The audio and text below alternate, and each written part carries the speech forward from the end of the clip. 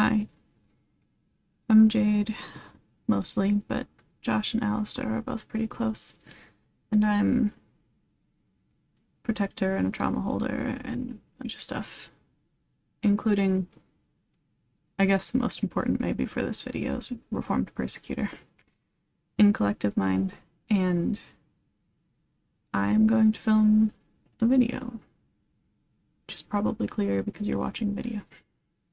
And I'm going to talk about one of the complicated relationships in our system between me and Alastor. Quick aside, since we very recently announced that I was dormant, I'm clearly not dormant anymore. I don't tend to stay dormant for long, with one notable exception. And I'm not going to go into really anything about that right now. I don't know if I will decide to later, but for the purposes of discussing it publicly, I was dormant for like a week or something, maybe it's a little more than that. I don't know. From right before the move until like a few days ago, I think. And I'm not now, so Alastor is around because I'm talking about him, and in case he wants to give any input that he hasn't already in the planning portion for this video, or disagrees with how I phrase something or whatever, and Josh is around somewhat to mediate the two of us if necessary. But also Josh is usually around the front anyway. Another thing I'm gonna say preemptively, I guess, and this will be true about a lot of videos like this that we make about specific relationships within our system, and generally most of our content anyway, is we are not going to share everything. A lot of our system dynamics and things like that are going to tie into our trauma, which we don't talk about on here. And it also involves the comfort and consent of any alters involved, so in this case primarily me and Alastor, and we would potentially share more about some of these things someday, but we're not pushing ourselves or anyone in our system to share any more than they're comfortable with, and it's a lot easier to share more later if we want to than to take something back that we've already made public. I think I'm going to put trigger warnings here in editing because I'm not processing quite well enough to preemptively think of all of them right now, but whoever edits this, probably Aura, will put trigger warnings on the screen here. But the most general thing that I'll say is this video is intended to be an example of not an inherently completely negative relationship, but how relationships within systems can be complicated and negative. So there is a lot of that, I guess. We're not going to get graphically into anything, but we persecuted each other, so if that theme is going to be an issue, that's what the video is about, so there you go. Alastor and I are both protectors currently, but we were both persecutors when we met. I had just become a persecutor when we met, and Alastor actually split as a direct result of some of the persecutor things that I was doing. I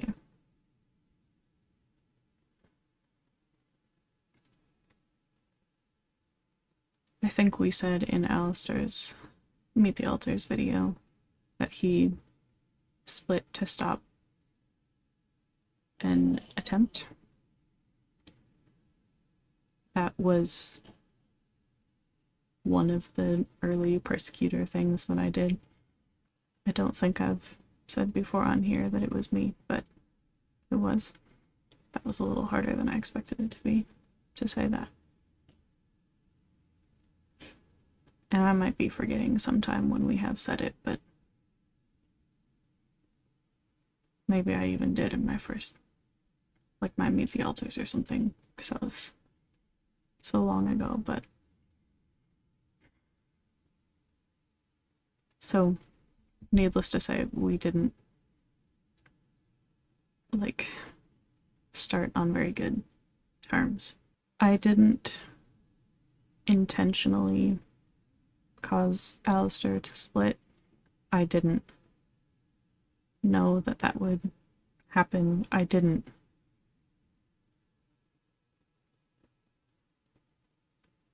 expect to have to face any consequences because I didn't expect to still be there. So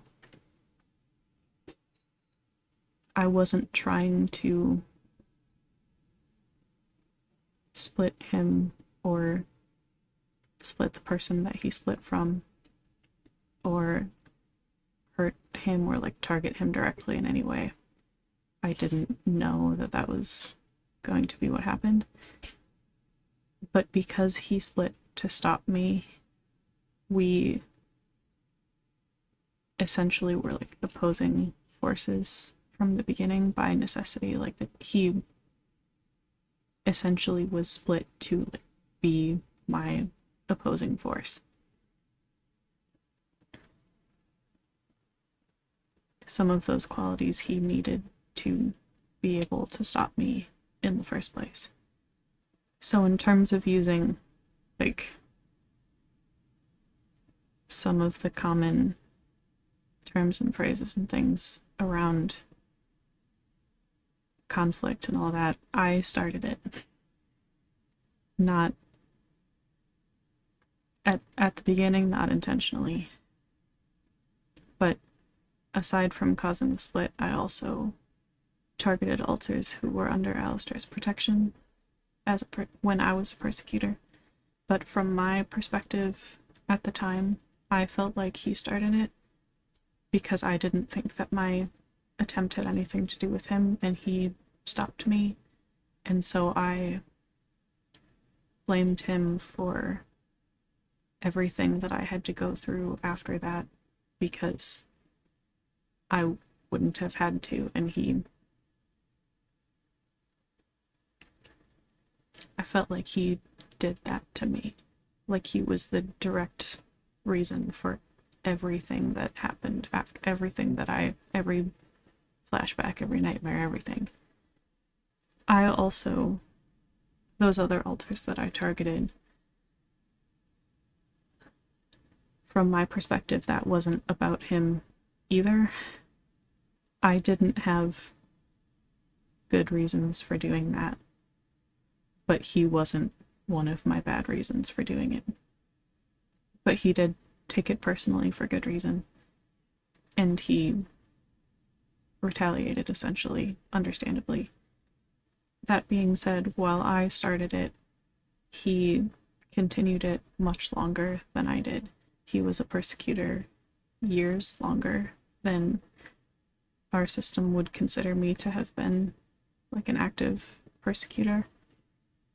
We both still have our moments when we're triggered or whatever's going on, where we can slip into bad habits a little bit, and we have things in place to deal with that. That's part of Josh's job. And gatekeepers get involved in those situations and everything, but generally speaking, in terms of like longer term active persecuting, Alastor was a persecutor much longer than I was. I was for a couple months or something, but he was for years. And because when he split, he needed to be able to stop me, he knows exactly how to target me. He knows what'll get to me. In a lot of ways, the two of us have fairly equal power, but it's more situational than that. There are situations where either of us in particular is supposed to have like absolute say over something, like the way that our system functions. There are situations where I am supposed to be the one solidly in the front and nobody can switch with me, and that type of thing, and there are situations where that would be Alastor.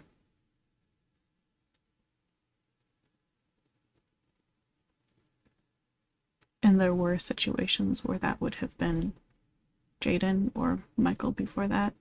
I don't know if that would be Josh now, or if someone else would end up having that role. But it's a very, very short list in our system of that level of absolute. And it's situational, like I said, so the things that fall under Alastor's job are going to give him that level of absolute, especially this particular job of I think we call it like emergency emotional protector or something like that. But his role of protecting against self-harm, etc., basically. But it gets complicated in some instances because if I get badly triggered, most of the time that's going to keep me front stuck, but occasionally it will also trigger Alastor if it's in areas of things that have led me that direction before. So there are instances where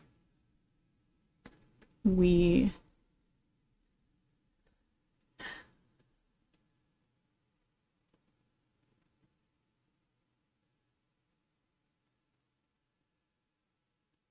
will both be triggered in opposing ways, essentially, and it's like a power struggle in a lot of ways, but under the worst possible circumstances of trying to like do any conflict negotiation, and we're both on top of the other aspects of the triggered, like we're triggered by the other person being there and anything that happens, and then if either of us lashes out a little bit because of all of those triggers, it just spirals from there. And we don't work together very closely in general, so we often are only spending time around each other at all if we're both triggered like that. But in that context, we considered Alastor to be a Persecutor Protector because his role obviously has a very key protector component to it. But he did it to an extent in problematic, like damaging ways, and he did a lot of other fully Persecutor things that didn't have a protection component, or at least not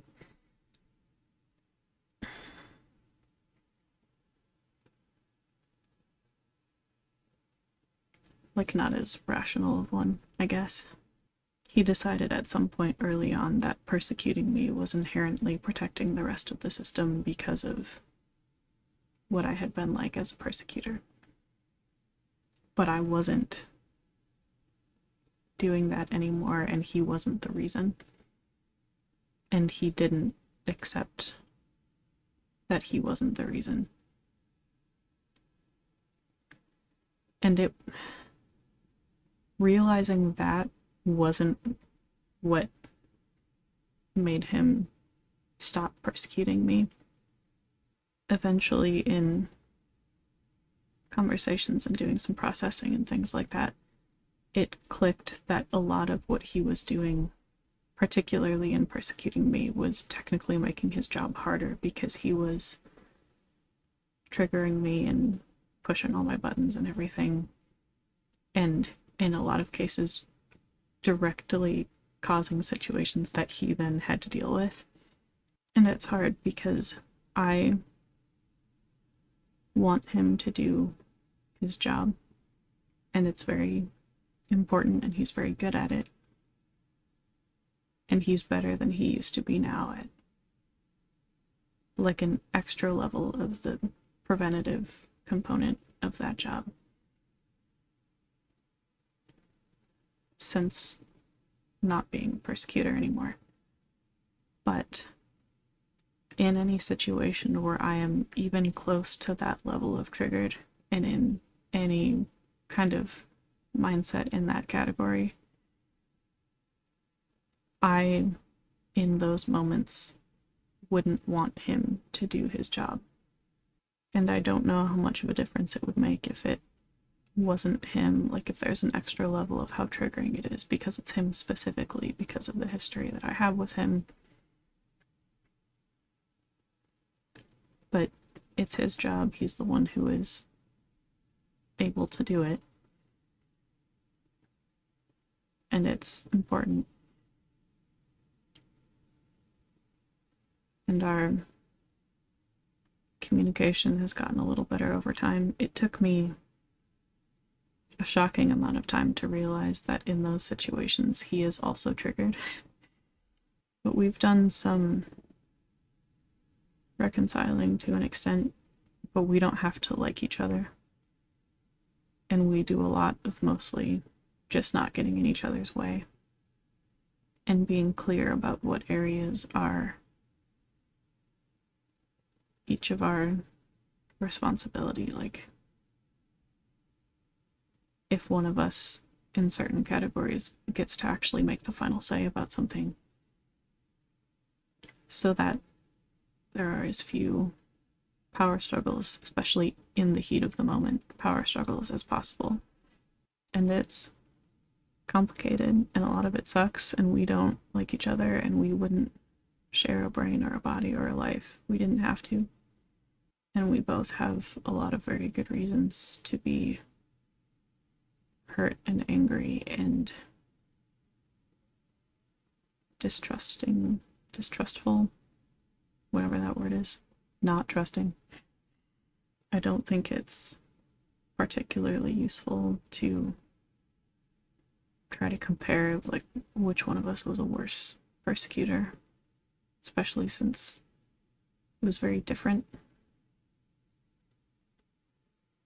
We can't really just like add it up on both sides and compare very easily.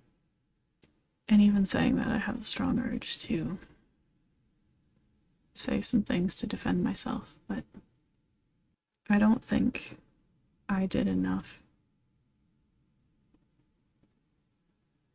to deserve what he did. But he didn't do anything to deserve what I did at the beginning, so. And the other alters I targeted didn't either. I hope this was enlightening, I guess, interesting in some way. Helpful or validating or informative, whatever it might be. We have another relationship type video planned that we will do fairly soon, but when we asked our patrons out of a short list of options which they were most excited for, this was one of the top voted ones, and of the two relationship ones we've planned so far, this was the higher one, so did this one first. And this one was much easier to do with me than without, since Alastor wouldn't have been able to do it very easily without talking, and it would have been more complicated to try to do it with someone else just talking on behalf of both of us. I think that'll do it for this video, so make sure to like it if you liked it, because that, tells YouTube that you liked it. You can also subscribe to make sure you don't miss that other video about relationships. It's another one of mine. I have a lot of complicated ones. But also all of our other videos. There's also a membership button down there, which is our cheapest subscription thing, and it gives you some special emotes you can use on our channel and highlights you essentially in our comments and live stream chats here on YouTube, so that's something you can check out if you want. Speaking of subscription things with perks, our main one of those is Patreon. It's where all of our like non-stream specific ones are. And we have a special going on through the end of 2023, but depending on when we get this video up and when you're watching it, I think we have another one that we're going to start right afterwards for the first month or two of 2024. So definitely check that out, because you can get an extra thing during those special offers on top of the normal perks for whatever tier you choose. And several of those normal perks and some of our special offer ideas involve like bonus content. We also have a Twitch channel where we do most of our live streams. Our gaming live streams are over there. And we do have a subscription thing there, which is similar to our membership one, but it's a little more expensive because that's what Twitch subs cost, but also because it takes ads out and stuff like that. But we do upload those gaming streams here after the fact. We try to do it fairly soon after. It can't be immediately after because of Twitch guidelines, but occasionally it ends up being much later than we planned because we forget about it or something, but we're hoping to get a little bit more on top of that. But those are fun, and I'm not biased at all, but I think they're worth watching, especially if you have any interest in the game that we're playing.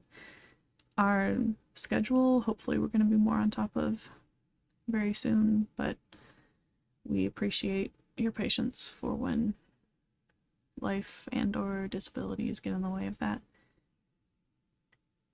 We'll see if we can get back on top of it fairly soon, especially utilizing the like more flexible streams on our schedule that we list as being either like bonus or replacement streams, so that if we miss, say, a Wednesday stream, if we can do it on Friday instead. But also we're going to try to be flexible about if we aren't able to do it at the scheduled time or not the game we plan to do or whatever, if we can do it a little later that day or a different game instead or whatever, that's still probably better than missing it completely. So when we can manage that, we will. Other things that are linked in the description, like our Patreon and Twitch, would be our Etsy shop, where we can do custom orders like the ones that we have listings for, but also you can message us right through Etsy if you have a different custom idea that you want to see if we can do, and we can give you a quote on there if it's something that we would be able to do for you. But we also have a lot of non-custom things which tend to be both cheaper and faster. So if you like one of the existing things, that works too. And like I said, that's also linked in our description. And then what else will be down there? Our Discord server is down there, where we just hang out, and it's a place that you can ask us questions or respond to our videos or things like that. But you can also do that in comments, which helps us a lot. We do read and respond in some way to all of our comments. Occasionally that response is deleting it, but only if there's some kind of issue with it, which thankfully we don't have many of those. Oh, we also have a wish list down there. That's what I almost forgot. We have a wish list where you can see stuff that would help us out if you want to send us little gifts through there. We have updated our address to our new address, but feel free to reach out to us if you ever send us something from the wish list and we don't seem to have received it, because we open our wish list boxes on our Patreon, but we put it on there in such a way that you don't have to pay to be able to see it. So anyone who goes to our Patreon page can see those unboxings. And that's our like perk for the wish list, essentially. That's our way to thank you for doing that. But beyond that,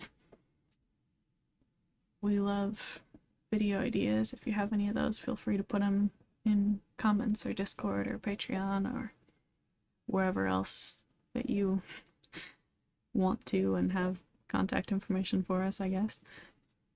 But those are the main places where we have like a specific spot for them.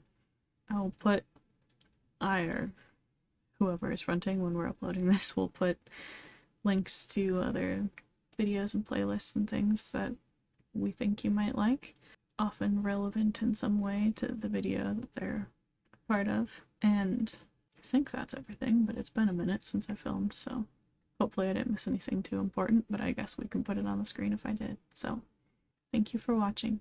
Bye.